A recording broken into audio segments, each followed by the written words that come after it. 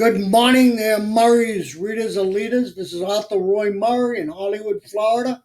Hope all of you are feeling well. I'm okay. My family's okay. Looks like we can see a light in the tunnel, hopefully. Uh, as we know, this is Women's History Month. I've given you two books that I've read already this month that show the how women are very forceful and get the job done. Uh, I'm going to give you a review today on another book. It's called The Wings of a Flying Tiger by IrisYang. Beautiful writing. In any case, we all know what happened in World War II, or I'll give you a little history.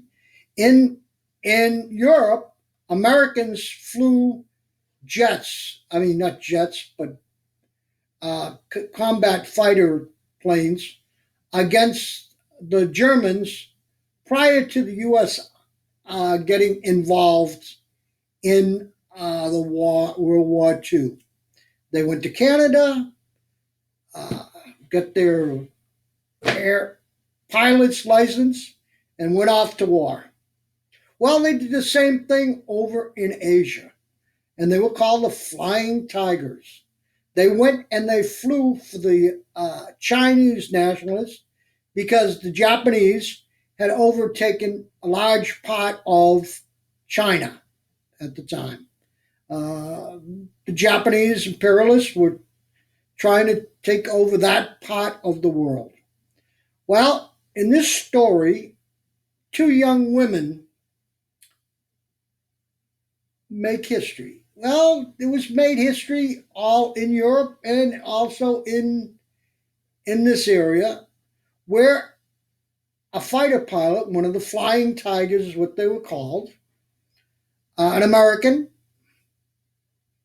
had to parachute from his plane, and the Japanese were looking all over for him. And in other situations, in other parts of the world, the same thing was going on. In this area, all cultures clash: the American culture, the Chinese culture, and the Japanese culture. And a lot of this book is horrific.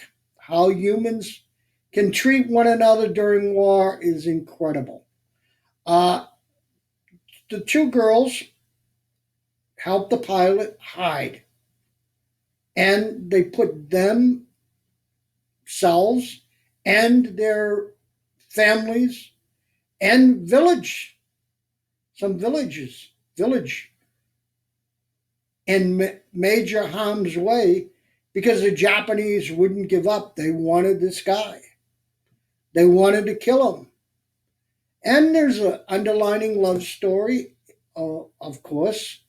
This happens in many of these novels. And these women stood by their man, or they thought it was their man, because he was there to help them fight against the devil Japanese at the time. It's a short and distraughting book. It's swift. It's emotional read. It'll take something out of you, but you will come out of it with gratefulness that women are here with us. Us men can't live without them. We just can't live without them.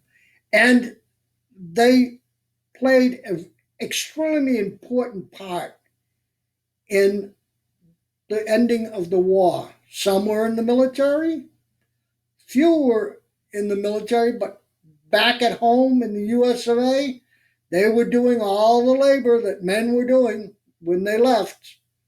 And in this instance, these women played their role. What they thought their role was to protect a human being from a scourge that was going across their country, and it was brutal.